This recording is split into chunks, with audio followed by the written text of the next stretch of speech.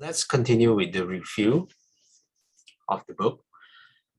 We have just finished reviewing the factor of right effort. Today we are going to explore the factor of right mindfulness, the beginning of the group of concentration.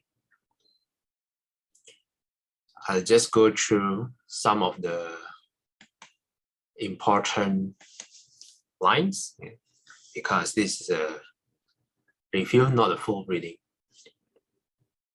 So this line here, the ultimate truth, the Dhamma, is not something mysterious and remote, but the truth of our own experience. This truth, the ultimate truth of things, is directly visible, timeless, calling out to be approached and seen, and it is always available to us. Where? Where is the truth exactly? Where is it available? The place where the truth is to be realized is within oneself, our own direct experience. Okay, let's take a look at these footnotes. This line, if you are into chanting or if you go to temple, you will see this line recited quite often. Dhammo sanditiko, akaliko ehipasiko, opanaiko pacatang, veditabo vinyuhi.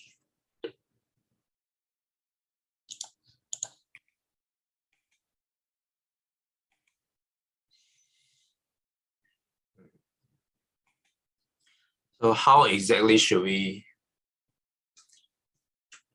grasp the truth? What brings the field of experience into focus and makes it accessible to insight? It's a mental faculty in the Pali called sati, translated as mindfulness. What is mindfulness? It's presence of minds, attentiveness, or awareness. Okay, the rest is the explanation.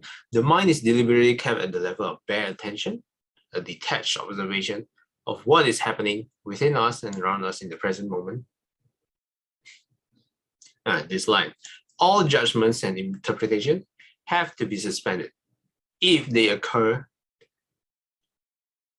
just registered and drop the judgment and the interpretation. The task is simply to note whatever comes up just as it is occurring, riding the changes of events in the way a surfer rides the waves of the sea. So recently I read this book from Ajahn Brahm called Mindfulness, Bliss and Beyond. So it is a handbook for meditating. In that book, Ajahn Brahm describes, gives an analogy of, let's say, you host,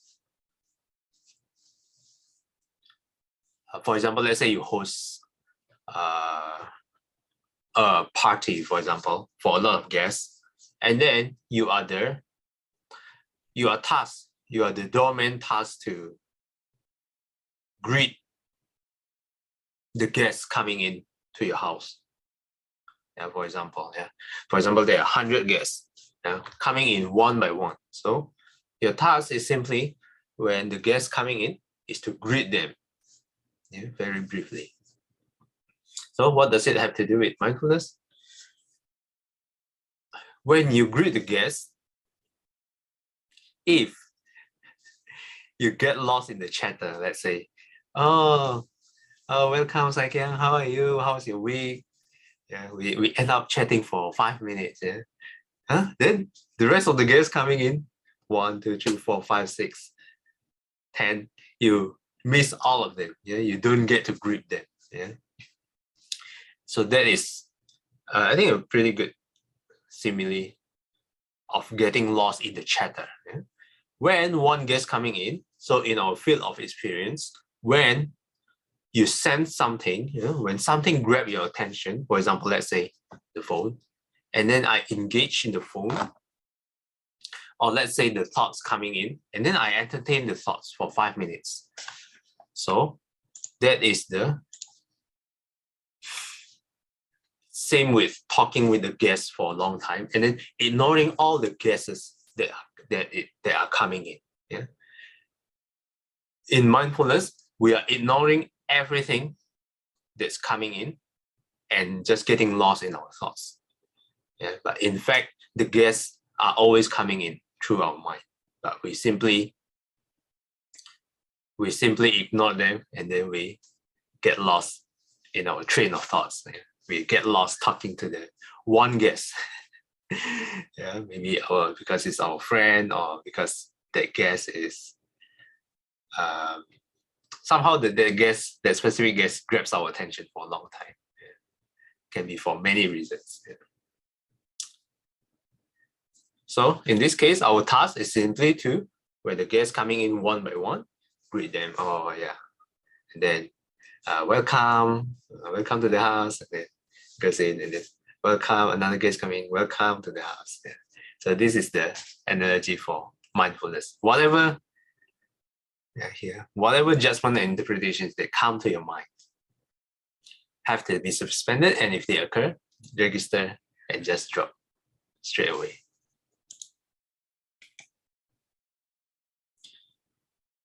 Okay.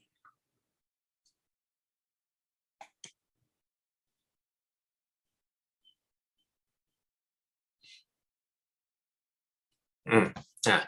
This line also illustrate the simile also illustrates this line. In ordinary consciousness, the mind begins with a cognitive process with some impression given in the present. So this is where the guest starts to enter the door. But it does not stay with it.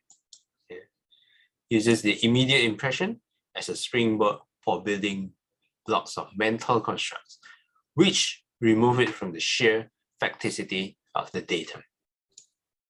And this is when we start to get lost in the chatter with that one guess. The cognitive process is generally interpretative.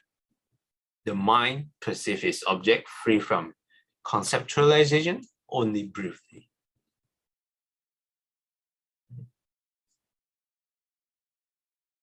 Yeah, so we're adding a lot of our concepts, embellishments on to this impression on this object. In the end, what happens? What's the results? The original direct experience has been overrun by ideation. The presented objects appears only dimly through dense layers of ideas and views, like the moon through a layer of clouds.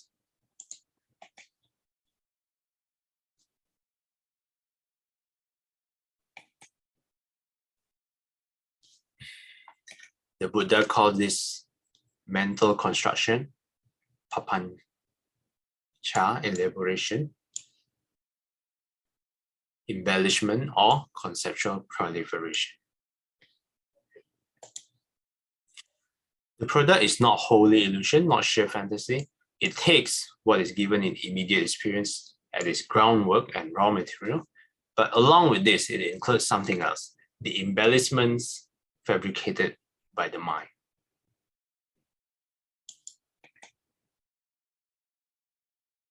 So what creates this embellishment? Here the text says, the springs for this process of fabrication are the latent defilements. The defilements create the embellishment, project them, use them as hooks for coming to the surface, which cause further distortion, further distortion of reality.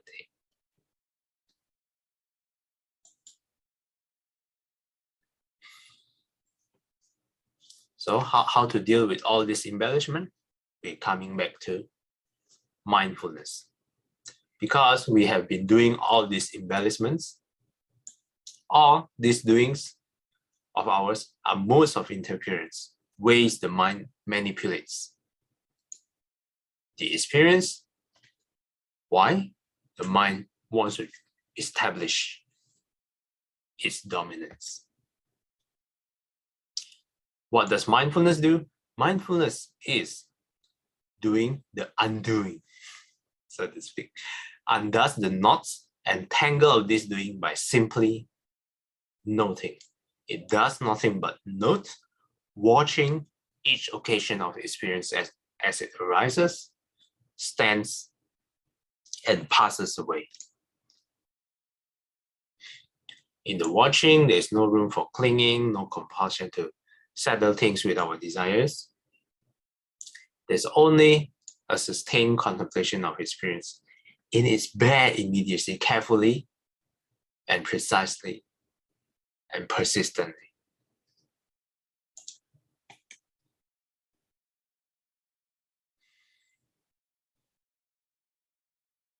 Here, a simile is given. The mind without mindfulness is sometimes compared to a pumpkin.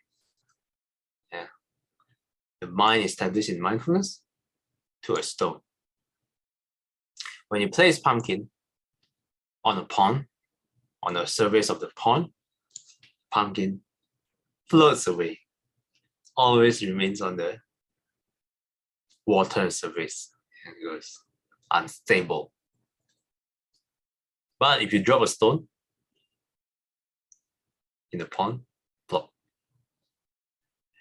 it stays where it is put and once sinks into the water until it reaches bottom. Always staying with the object. When mindfulness is strong, the mind stays with its object and penetrates its characteristic deeply. It does not wander and merely skim the surface, as the mind destitute of mindfulness does. Okay, skip this paragraph. Basically explains that mindfulness facilitates both serenity and insight. What exactly is right mindfulness is cultivated through practice of 4 foundations of mindfulness.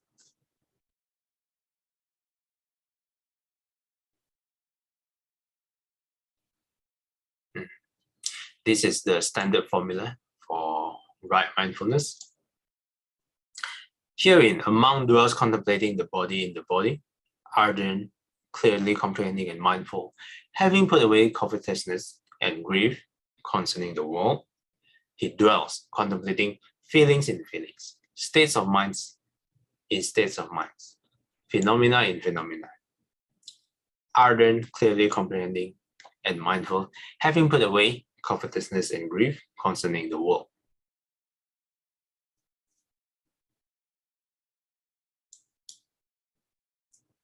Here the Buddha further emphasized the 4 foundations of mindfulness form the only way that leads to the attainment of purity, to the overcoming of sorrow and lamentation, to the end of pain and grief,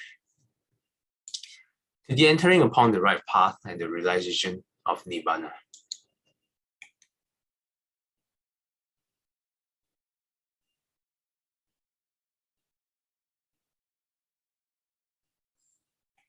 Of the 4, the contemplation of the body is concerned with the material side of existence, and the other 3 are concerned mainly with the mental side.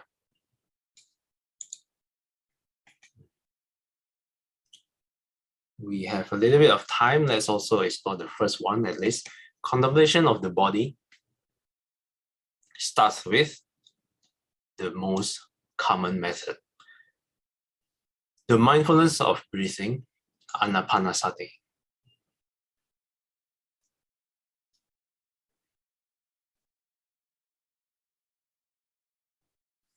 Yeah, even though it's so common here, the text says it would be a mistake, however, to consider this subject is an exercise for beginners. Yeah, this word means beginners. By itself, mindfulness of breathing can lead to all stages of the path culminating in full awakening. In fact, mindfulness of breathing was the meditation subject that the Buddha used on the night of his own enlightenment.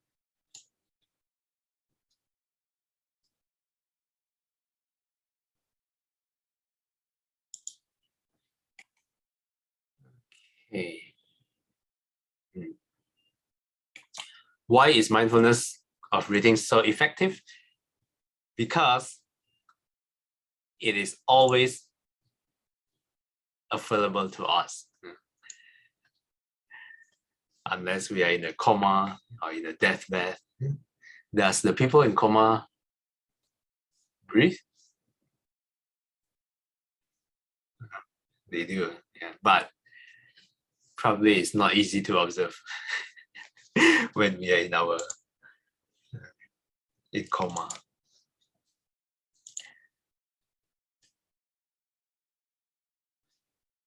And so the process of respiration is always available to us. That's why it's so effective. So wherever you go, you bring the process of respiration with you.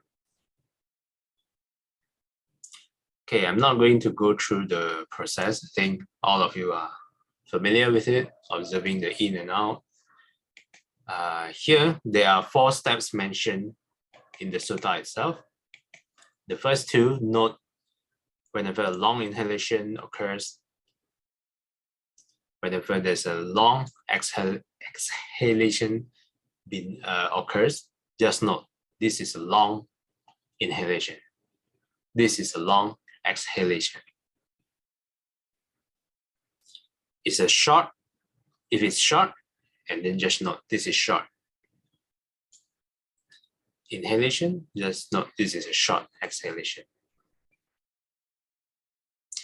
When your mindfulness starts to grow sharper, then you can follow through the entire course of its movement. Yeah. Not just long and short, you start to observe from the very beginning of your in-breath, all the way when you switch to your out-breath, all the way until the end of your out-breath, and then you switch again to your in-breath. The whole body of the breath, the entire course of its movement. The third step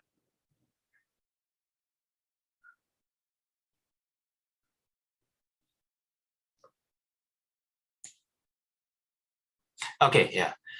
Noting a long and short is the first 2. Yeah, I was a little bit confused. I thought this long and short is 1 step. Yeah. So, but noting a long breath and a short breath is considered the first 2 steps. Observing the whole entire breath body is the third step. The last one, calming the bodily function, involves a progressing quieting down of the breath and its associated bodily functions until they become extremely fine and subtle. These are the basic 4 steps of mindfulness of breathing. Okay, I think this is a good time to stop. Any questions or comments?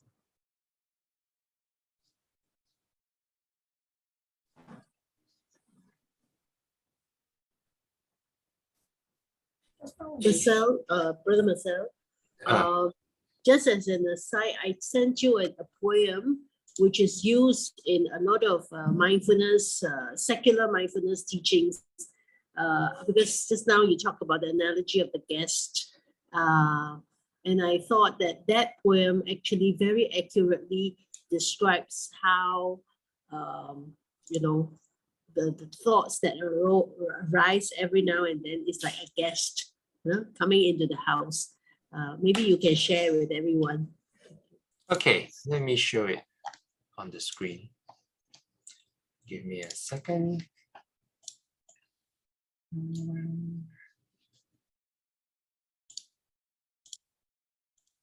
Okay, which part? The whole thing? Okay, let's read then. The guest house. This being human is a guest house. Every morning, a new arrival. Joy, a depression, a meanness, some momentary awareness comes as an unexpected visitor. Welcome and entertain them all, even if they are a crowd of sorrows who violently sweep your house, empty of its furniture. Still, treat each guest honorably. He may be clearing you out for some new delight. The dark thought, the shame, the malice, meet them at the door, laughing and invite them in. Be grateful for whatever comes, because each has been sent as a guide from beyond. From Jalaluddin Rumi, translated by Coleman Bucks. Okay, thanks for sharing, Shomi. I also want to add a little bit, because we have different, interpretation. Like for this guest house, we welcome and entertain them, right? But just now, when we are talking about mindfulness, it is not to entertain them, right? So sometimes it's a bit contradicting. Like when we observe our breath, we want to focus. So we are focusing on the object. That means if you think it wrongly, then it will be you are focusing on the guests that come in. But actually it's not. The guests that come in are your thoughts. So what you're focusing on is another thing. That means the watching of the guests coming in is your attention. Yeah. So because just now when you share about welcoming the guests, but not to be distracted by them. But then further on when we read, then there's this focusing, concentrating. Yeah. So sometimes a bit contradicting, but actually it's not contradicting. Yeah. I'm glad Sister Saikia mentioned this, and I think it's a very important point. The way I see it, this poem is very relevant. It's the way to use this poem, I think, is the context.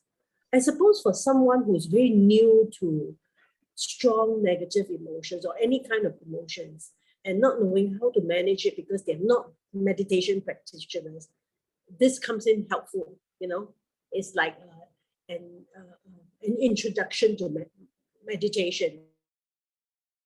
Yeah, I fully agree. So that means we have to at least For some time. note our thought. There is thought Yes. first Yes. before Yes. we can really, focus and concentrate. I think what is very important for people who are new to handling, managing negative emotions is that reminder not to repel, not to resist. Because when you resist, it suffers more. But the natural thing is to resist. Shucks, why am I so feeling so lousy about myself? That kind of feeling.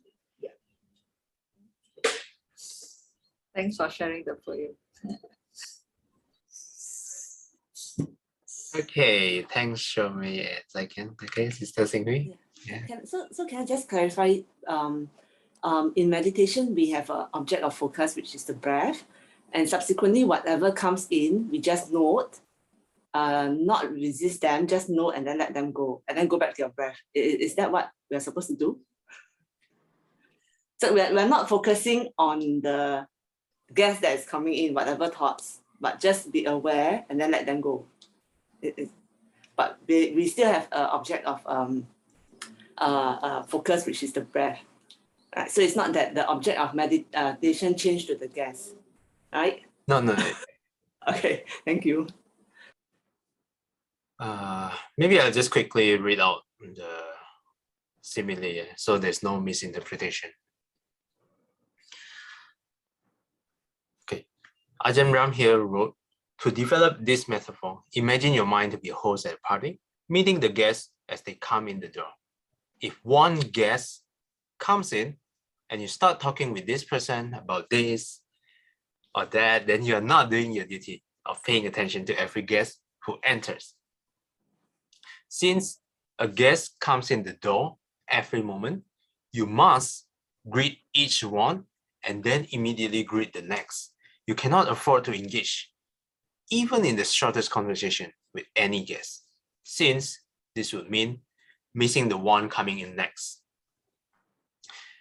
Here, it concludes, in meditation, experiences come one by one through the doors of our senses into the mind.